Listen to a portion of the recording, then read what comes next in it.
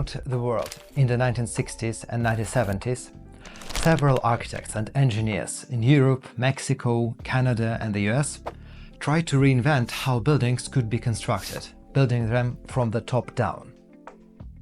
As far as I know, there is no book or even a proper article that brings this whole story together. I'm proud to be probably the first to tell it as a complete narrative. We'll start with the earliest examples, where only a part of a building was suspended on cables. Then we'll get to large and very strange structures, including the most expensive building in the world.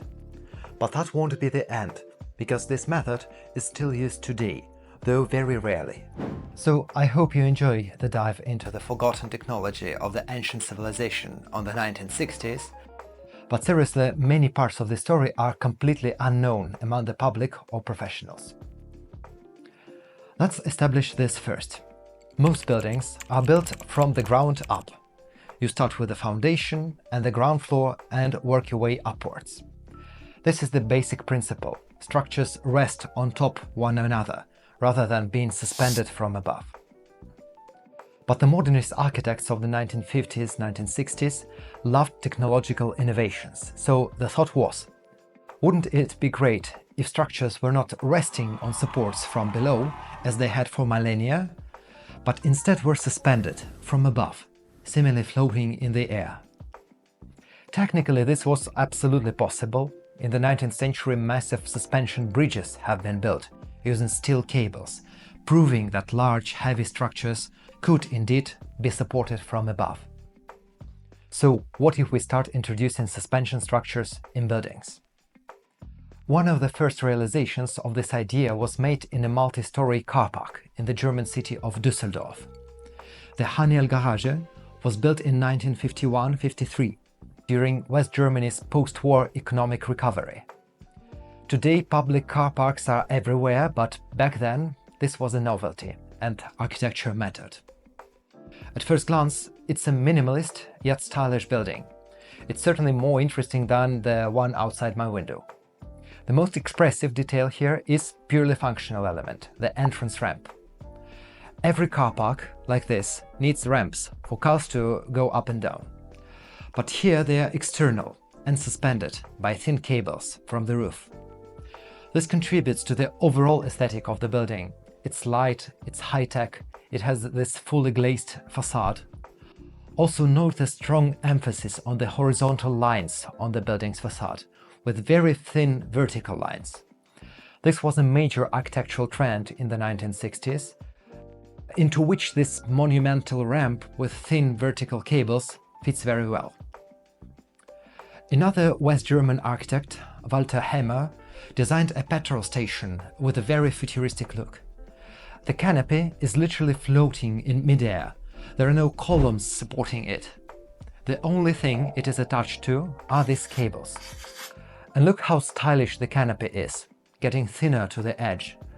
This makes structural sense and makes the form more elegant visually. I wonder though if it swayed in the wind, and was that maybe the reason why it got demolished eventually. By the way, I love how cool some of those parking lots and petrol stations used to be designed in the 1930s, 60s. They were perceived as a novelty, and it was kind of common sense that developers and architects should put some real effort into making them look stylish. Isn't it a bit disappointing that we no longer expect petrol stations to be beautiful today? Let's suspend a tower. Alright, so by the 1950s, West Germany had experimented with relatively small-scale suspended structures, like a ramp or a canopy. The next logical question was, what if we applied this suspension concept to an entire building? Belgian architect Leon Stinen once said, "Most architects think stone and use concrete, and I think concrete," speaking of his search for new technology-driven forms. This architect, who initially wanted to become an engineer, designed the first of large-scale suspended buildings, the BP office building in Antwerp in 1960-63. It was built starting from the inner concrete core, which was built to the full height.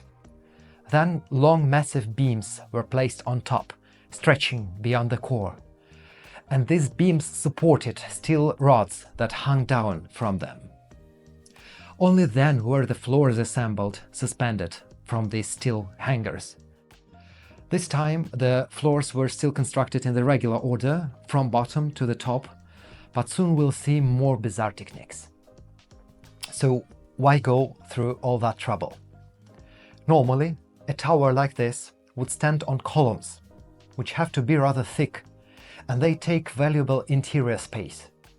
But steel cables or rods are much thinner and allow for more space on the floors and a really open plan layout. Second, such a suspended structure can stand on a single core, meaning the outside walls don't need to touch the ground. This makes it possible to create an open public space beneath the building. That's a very modernist idea. And also, as often happens in architecture, new technology comes with aesthetic opportunities. The 1960s valued light, abstract and floating forms, which come naturally with this type of structure. The sheer fact that the building doesn't fully touch the ground and the whole structure is balancing on a single leg makes it look even more futuristic. And also the non-typical structure itself may be something interesting enough to express and to celebrate. Look how the BP building proudly displays its suspension beams on the roof, making its engineering a visible part of the design. The BP tower was not even finished, and the scheme captured the minds of engineers and architects around the world. All around the globe, several similar towers were designed. In Netherlands, in West Germany, Poland, the US, Mexico and Canada. Did the authors of these buildings, the engineers and the architects, communicate with each other? I haven't found much evidence of that, and I wouldn't be surprised at all if at this early stage they were all working mostly independently, because their approach to the construction method was very different in every case. The most unique way to create a suspended tower was developed by a Polish architect, Jacek Burzyński.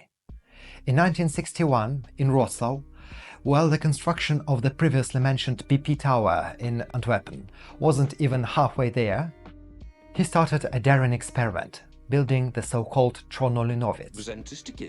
Can you notice a very unique thing about the construction looking at these photos? Or rather, do you see anything missing? It's not obvious at the first glance, but have you seen a construction like this without a crane? Why they didn't need one has to do with the experimental construction process. How did they do it? First, all the floor slabs were prefabricated and stacked on the foundation. Here they all are. They are attached to what will eventually be the top section of the building. Then this top part was pushed up by jacks, and it was pulling the floor slabs up. Meanwhile, the inner core is constructed section by section. So the building was in effect stretched like an accordion. That's why the process required no crane. Unfortunately, experiments in architecture can often go wrong. Just 7 years after its completion, the whole structure had to be reinforced. The walls were reassembled and the original horizontal ribbon windows going across the whole facade were replaced with these normal-looking rectangular windows. And still, even today, the condition of the house is rather poor.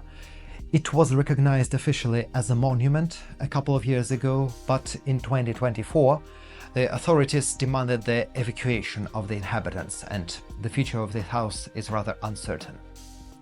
Still, several more hanging towers were successfully built in Poland, like these style export buildings in Katowice. I must say the facade looks much more cohesive and stylish here. Actually, the facade designs are what I want to talk about next. So, there is a lot of ways to design the facade of a suspended building. An obvious way is to let this curtain wall look as light and minimalist as possible, as seen in Finland House in Hamburg, Germany, and the Cube in Vancouver, Canada. Both were built in a similar manner, with a concrete core, a large hangar on top, and the floors suspended on them. In both cases, the floors were built in the reverse order, starting from the top. And I love that both of these towers were recently restored, with their unique structure preserved. The Cube in Vancouver, to me, is a big masterpiece of the 1960s architecture. I love the contrast between the floating glass volume and the concrete shaft that's exposed here on top and on the ground. Speaking of the facades, Mexican architect Ricardo Legorreta took a different approach. He has not placed the vertical cables all over the facade, but left some parts of the walls without them. This results in an interesting mix of vertical and horizontal windows, breaking the traditional uniformity of suspended structures. And I love the podium area here. Since the walls don't have to touch the ground, the architect is really free to do whatever he wants with the space beneath.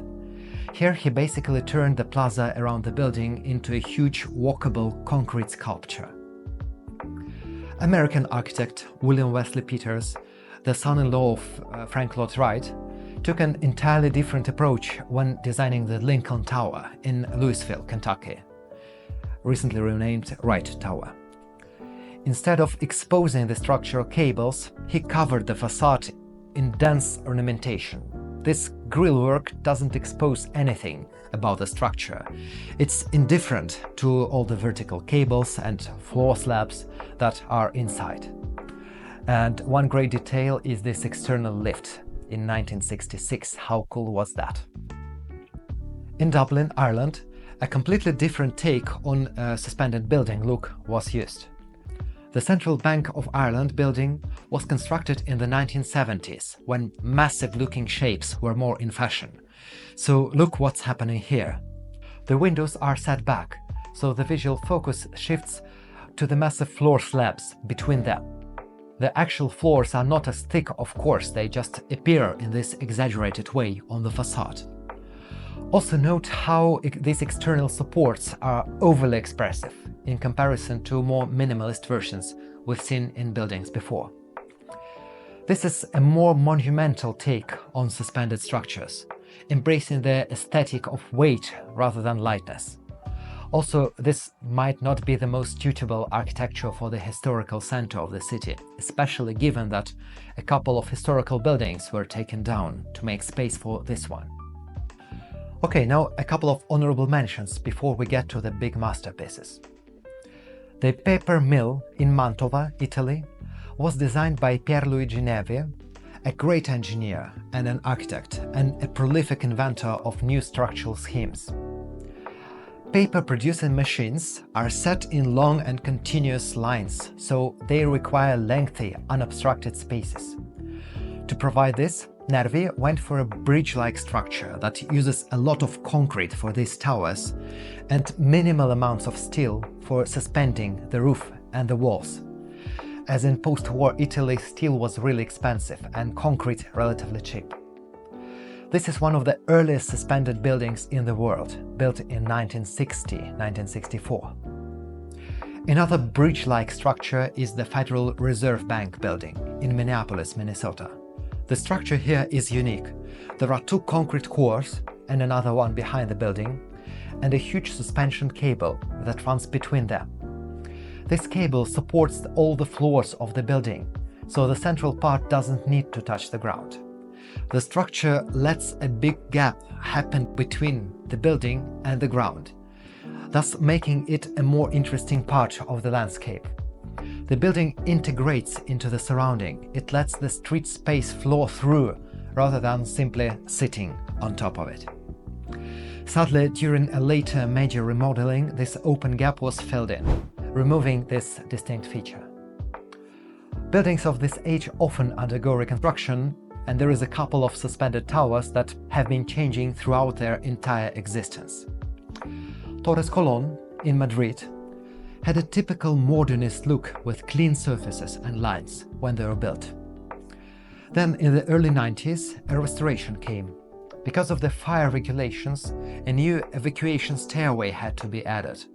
It was placed externally between the two towers, and they also added orange cladding.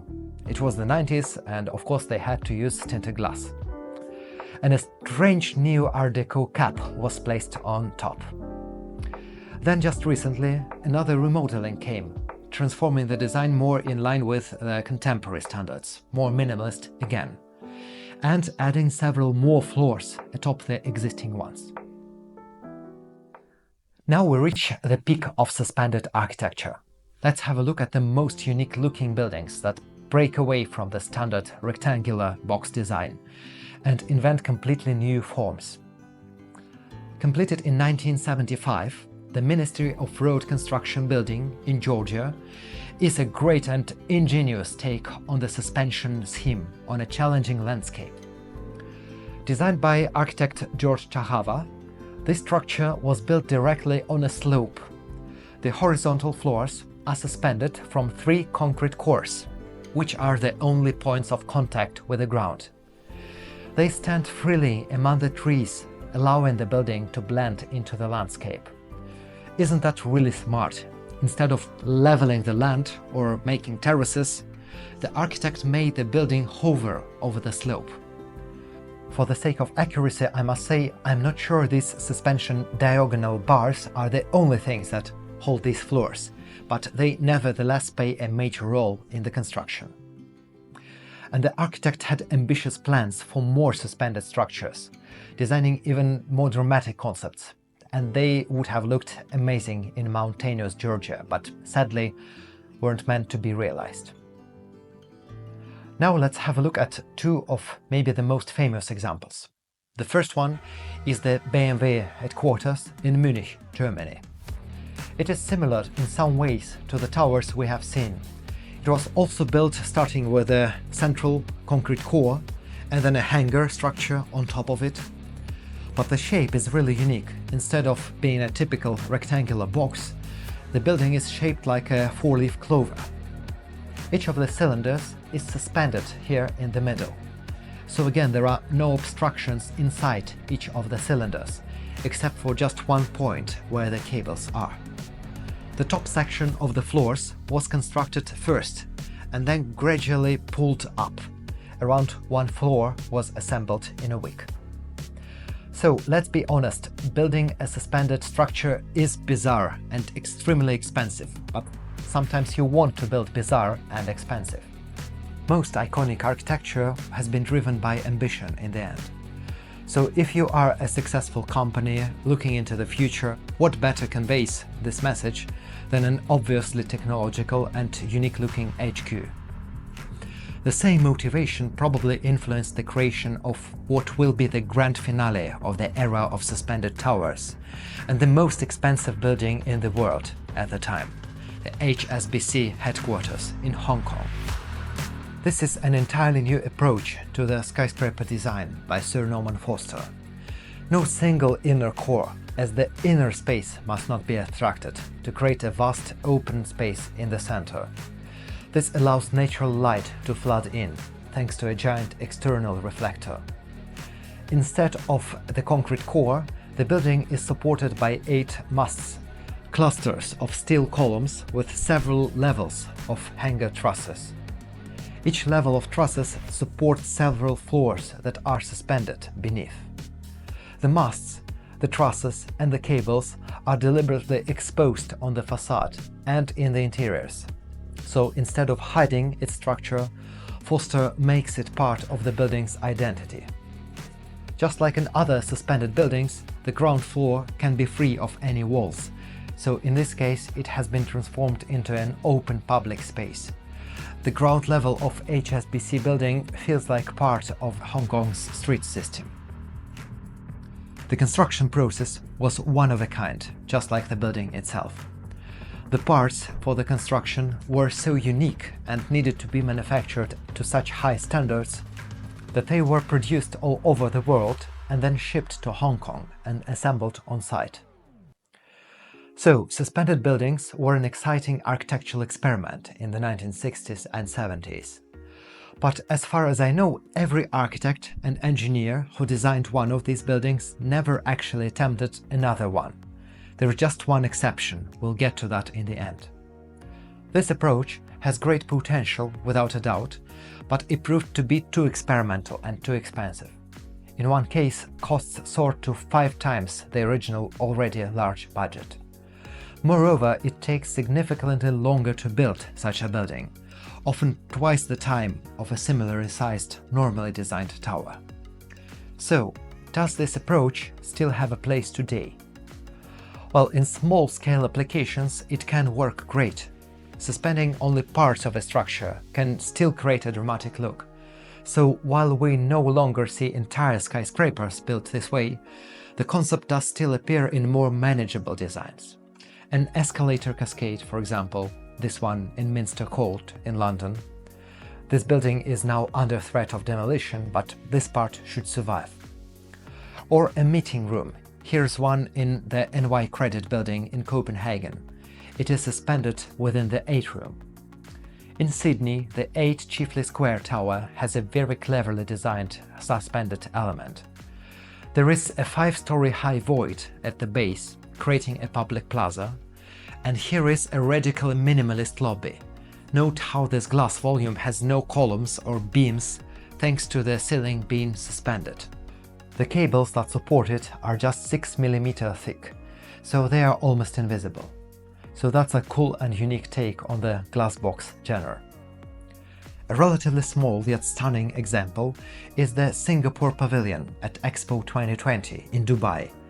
They suspended the pavilion structures from the roof, creating a building that seemed to float above the greenery and to be embraced by it. This aligned well with the narrative of how Singapore was going to become a futuristic and nature-loving city. Also, there is a couple of medium-scale buildings completed in recent years in this suspended technology. One is the Emery in London, where suspension was cleverly used to distance the supporting structure of the luxury hotel as far away as possible from the vibrations of a near underground line. Another one is Suspended House in Hanover, Germany. A section of an office building is literally suspended above a public square, maximizing pedestrian space while being stylish. Only one truly large-scale suspended structure has been built in recent years, designed by the mighty Foster and Partners. These guys are legendary indeed, I must say. This is the headquarters of DJI, the famous drone manufacturer. It is definitely architecture designed to show off. Look at the scale of these twin towers. The tallest reaches 213 meters in height, making it the biggest suspension-using building of all time. The hangars, and consequently the suspended blocks, are huge. And since these blocks don't need interior columns, the result is really spacious and unobstructed interiors. Clearly, DJI wanted to showcase its technology-driven and ambitious vision here. And what better way to do that than with a radically engineered, futuristic headquarters? So, this method was never widely adopted in the end. I have a feeling that in some cases the engineers and architects involved were not necessarily solving a problem, but accept the problem of standing out. They were experimenting and pushing the limits of technology, which is absolutely necessary, essential, and great. Still, what an amazing chapter in architectural history, don't you think? Of course, I haven't covered every suspended building out there, and I probably don't even know all of them. So, if you got one in mind that I have missed, let me know in the comments. And I am absolutely grateful for all the support and feedback this channel is getting. I believe that understanding the beauty of the buildings around us makes life happier. And I have so many more architectural stories to tell, so I hope to see you again soon.